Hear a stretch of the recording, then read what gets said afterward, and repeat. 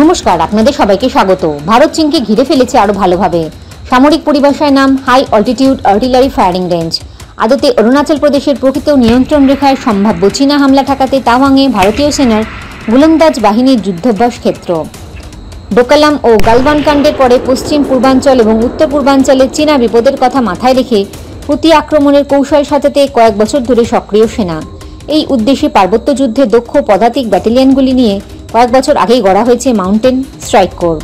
এবার অরুণাচলের দুর্গম পাহাড় ঘেরা অঞ্চলে সেনার আর্টিলারি রেজিমেন্টগুলি অনুশীলনের জন্য নির্মাণ করা হলো high altitude artillery firing range.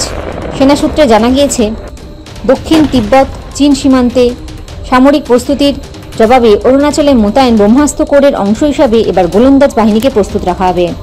দেশীয় প্রযুক্তিতে তৈরি 105 মিলিমিটার ইন্ডিয়ান ফিল্ড গান এর পাশাপাশি আমেরিকা থেকে আমদানি করা 155 মিলিমিটারের M777 আলট্রালাইট হাউটজার থাকবে তাদের হাতে। এই বাহিনীর লক্ষ্যভেদের অনুশীলন হবে তাওয়াংয়ের ওই আর্টিলারি ফায়ারিং রেঞ্জে।